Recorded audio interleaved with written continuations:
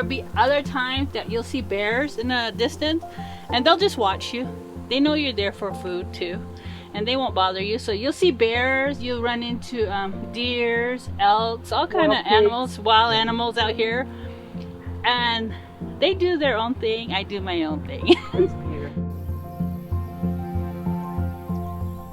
And you will get thorns on you. That's no mistakes there, but you just have to be very careful. And once you start to know thorn and you want to use a brush, and you can basically use any brush that you do find.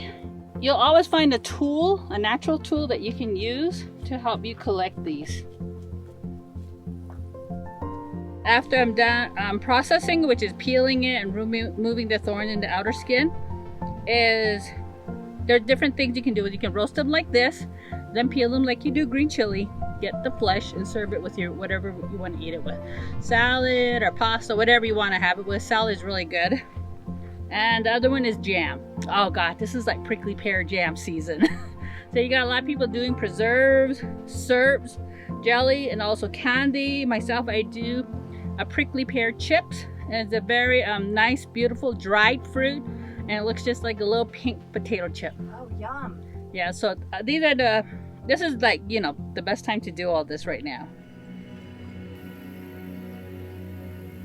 This was really a personal journey.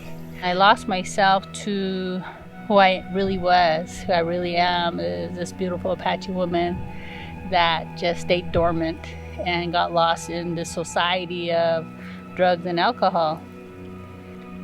I have relatives, you know, they're basket weavers and do a lot of traditional things, and had some take me out. We went to go get materials for a project they were doing. Something just being out here, and being out here, just being here, I felt so much love that I've never had my whole life. I've never experienced my whole life. Tongs are the best thing. I couldn't find my tongs. So these are another ones that are really excellent garden tool, okay? Put it underneath. And you just pry it. And there we go. And this is like the coolest tool. It's high in antioxidants. And when you look at it, it's not just the plant itself. It's not just the fruit itself.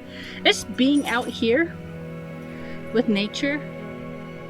It reconnected me to not only the land, but to this really large void that I've been carrying most of my life, and help filling that void with traditional knowledge. And a lot of it goes back to how you say, some people say historical trauma, and I went through trauma as a very young person. And it took me over 40 years to talk about these things to groups and people.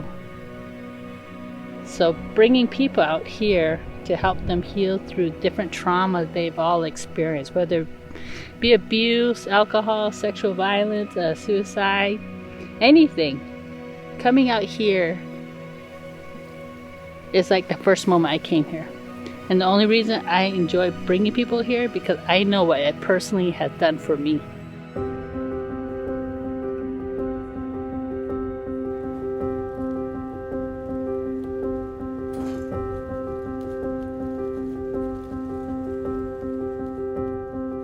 I am a mother of 4, with my oldest being 8, my youngest being 3, originally from Barrio Garfield, so right here in downtown Phoenix, and I have now been in the indigenous food realm for over 20 years now. Out of culinary school, I was able to adjust my diet because I had actually gained about 80 pounds in culinary school. So after graduating, after completing that, I was able to then start focusing on foods like nopales and just learning, you know, making a lot of the dishes my mom would make. I like making that connection with her, back to her and her foods and her teachings, and sharing that with other people. You know, for many people in this area, in this territory, the nopales are a constant provider of sustenance, whether it be through a drink or food. And so I love making nopales. I make nopales all the time. These have been cleaned. We also have some for that are partially cleaned. I was cleaning them, but they usually have spines on them as a way to protect themselves. But I'm just gonna finish dicing these up. And we're gonna actually include them into our salad raw, which a lot of times there's different health benefits as to whether using them pickled versus raw versus cooked. What I've learned in here now, you could see more of the secretion. That's the medicinal or the medicine coming out of the plant itself. And so what I've learned is that this also helps balance blood sugars if you're diabetic, which is something that when I became pregnant with my first daughter, I actually became diabetic. And so this is why I also use so much of it all the time. A lot of nopales, a lot of verdolagas, and verdolagas or purslane is actually similar in texture to where the stalk also contains the medicinal properties of the plant. So you could eat the stalk as well, yeah.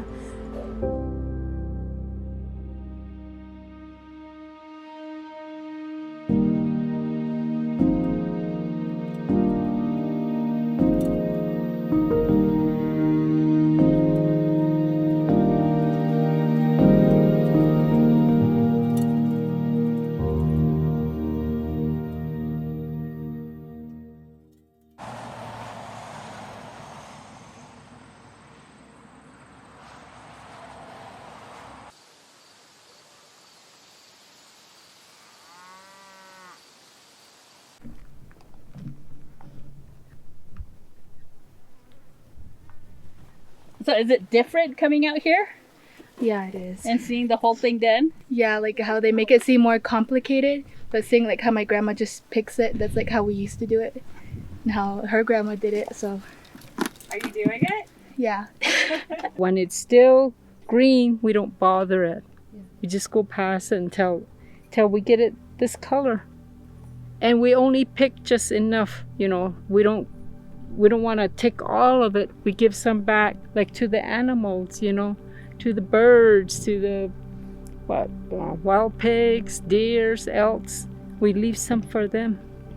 We, you know, again, we say thank you for it too, because this is our food. Our elders used to eat this. Our ancestors, you know, they're the ones that picked these, and it's brought down to our generation. And now I'm showing it to my granddaughter. There's little. You got pricked with the pear? Yep. Let me see. It's definitely a lot of pressure being able to learn things from my grandma and then thinking, oh, well, you know, this is my culture, it's what I grew up on. Then having to one day have kids and pass it on. It's like, I don't want this to die out because it's something really special. Today I canceled my classes because she told me that she was coming out. So I was like, oh, I have to cancel my class and wait until later on today to take it. So, because I really want it to come out. I love coming up here. Why? It's just, it heals you in a way. Like with coming out and picking a prickly pear and getting tea or even just for a drive. It's like, you can't experience this in a city or even like on a reservation because of the houses. And it's like, it's open and it's like, oh, this is where my ancestors came from. And it's really nice learning about just family, how they would come out here. And it's like, I think that's what connects me so much to picking and harvesting. It's just like learning that my grandma's mom did it and she's doing it and I'm doing it. And it's just like, it so makes you, makes you emotional thinking, oh, I get to carry this on and share it. But again, you see there's thorns in them, so you kind of... Nopales, there's so many different versions that grow. I would always, if you're growing any yourself or have some in your neighborhood, in your community, if you're out foraging at all in the desert, always have a set of tongs. And I would say even a pocket knife or a nice sharp knife. A lot of them, especially right now during the monsoons, are ripe, are red, and then there's others that are still getting to that point. In the Sonoran Desert, there's so many different foods, different medicinal herbs that can be used as teas. I actually like making a tea out of the bougainvillea flowers or the petals. Those are really good, really nourishing. It's very similar to like a hibiscus, eucalyptus, thyme. You know, there's so many things, not only culinary herbs, but they're also really beneficial just to have as a tea or as a type of tincture even. Another really good flower that a lot of people don't know about is even like the blossoms off of ocotillos. Those are really good, and the roots are actually used medicinally as well. So ocotillo flowers are really good for your lymphatic system. Oh, the creosote for sure is used medicinally, with caution, because it is such a strong plant that you want to make sure, and just respectful of the plant itself. It's called, in Spanish, we call it gobernadora. It's such a strong plant that has deep, deep roots in the earth.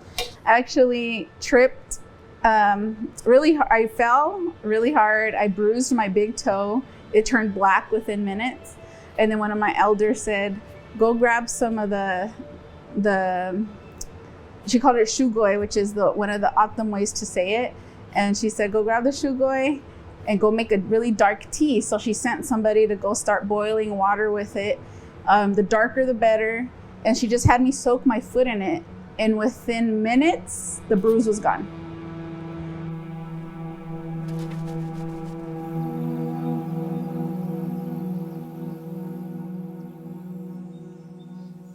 This is more than food. This is healing. This is medicine. This is our relatives. All of these plant lives are relative. All the animals are a relative in a way that people will not quite understand unless you're out here experiencing it. I would tell people, you can talk to trees. They'll never share your secrets. You can talk to the birds.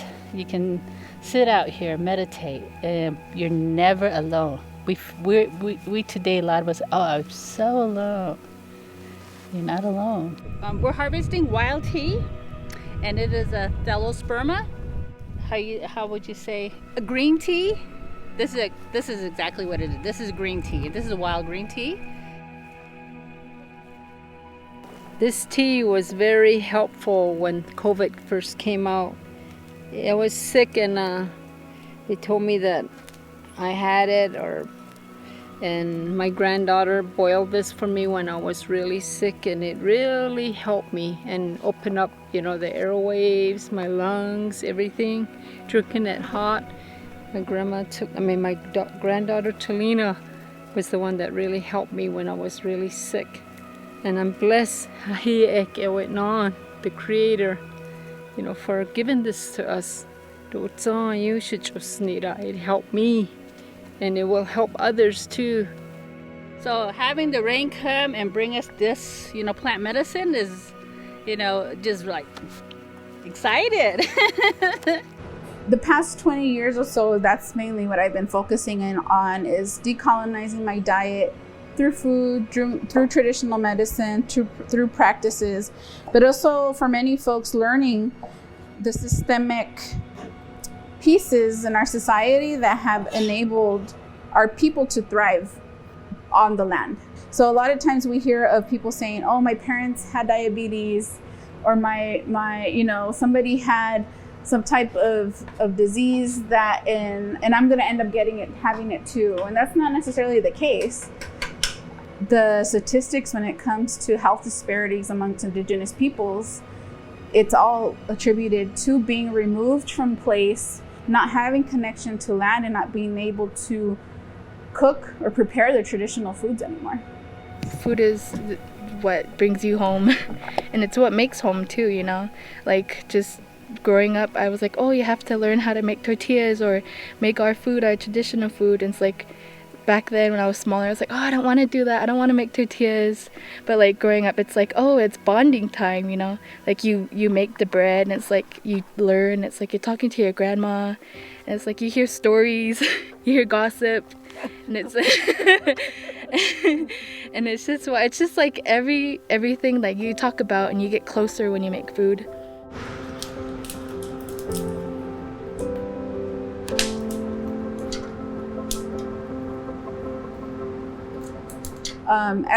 We've learned the past year and a half during this pandemic has been that food accessibility was a major issue. The food system did not work for many communities that needed it. And then it just heightened so many systemic issues for communities of color mainly. Okay. Or let me chop this really quick, and then, because I want to be able to plate it for you, and then you could try it. You're gonna start from the roots, tubers, the fungi, the mineral, the nuts, the berries, and there's so many plants out here. It's seasonal. Okay, this is it's an acorn. It's an emery oak acorn. I know the spring waters that water this. I know all the plants that grow around this specific tree. I know how often the rain falls in this place. These acorns are very rooted into the land like we are. And some of us, we get disconnected, and that's what happened to me. But going back to the land is helping me reconnect to those roots, which are those 5 things that I'm really learning today a lot about, and helping me, carry these seeds again. And I always tell people I'm a very proud seed carrier.